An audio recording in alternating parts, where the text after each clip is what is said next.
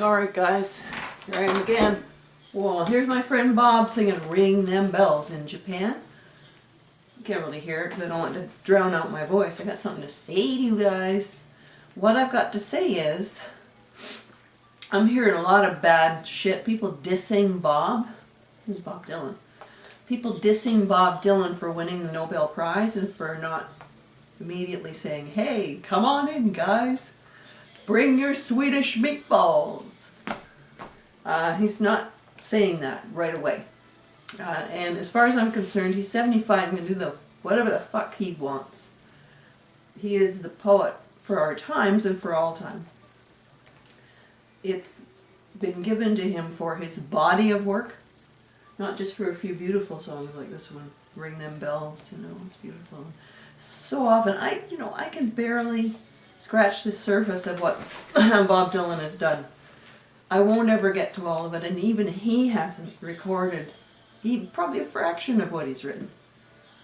It's just there like this big glacier or something, or this big diamond mine that hasn't been mined out of the earth yet. It's still there. And you know, other songwriters are the ones who really appreciate him. That says something about him right there. It's his peers. But I found something here, and I think it's pretty cool. I've read a few Dylan bios. I haven't read all of them. Some people are such fanatics and complete nuts, and I know you know who you are. Some people are such complete fanatics that they read everything about Dylan, and some of it's crap. I've read a few, and some memoirs, and I really like Chronicles, which is his memoirs, part 1, and I wish he'd write some more. I'm going to reread Chronicles now that he's won this award.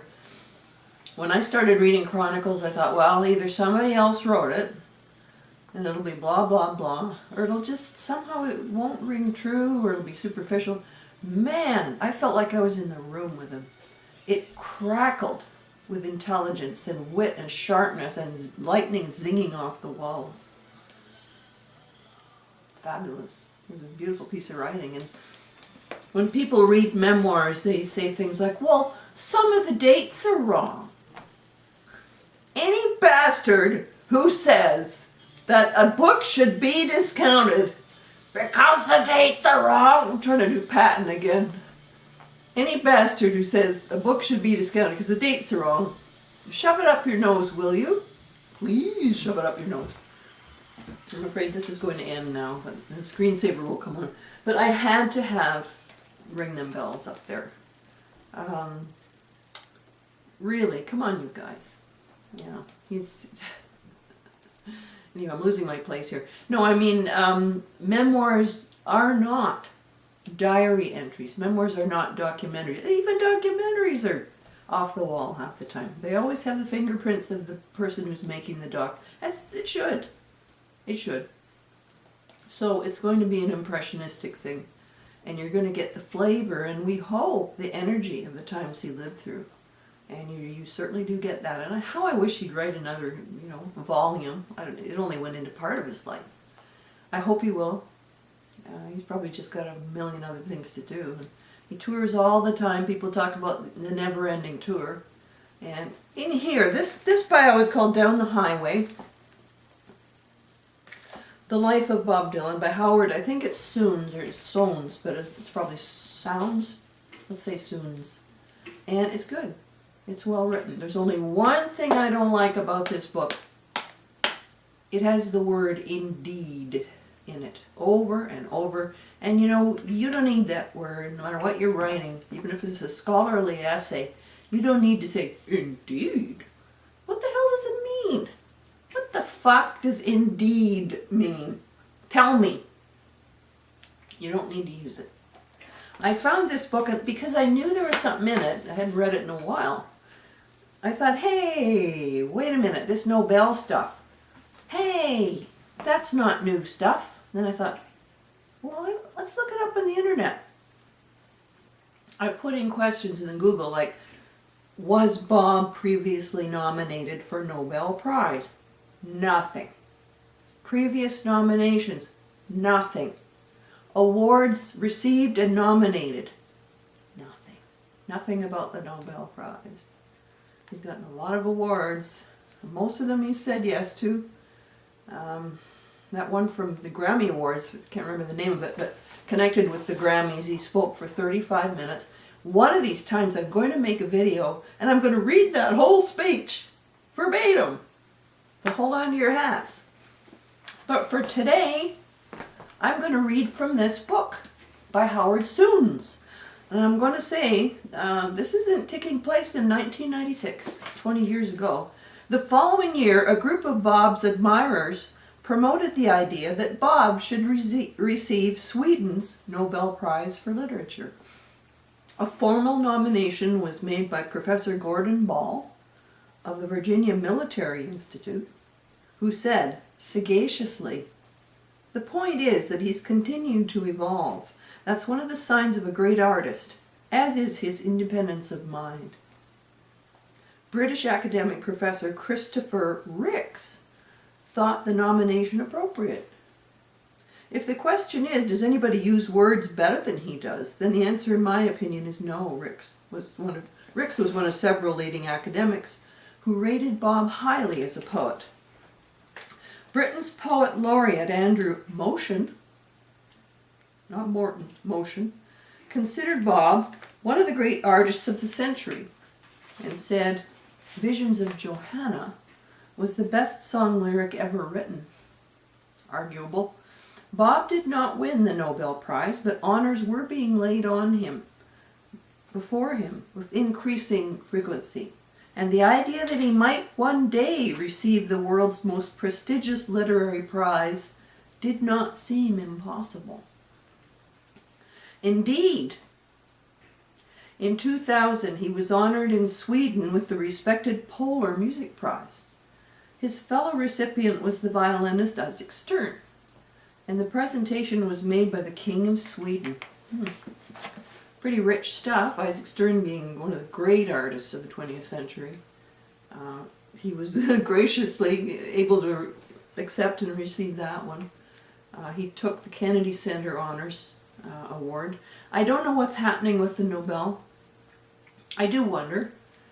He waited 20 years from one nomination to the next. But the thing is, why isn't anybody saying anything about this? We knew, I knew, they knew.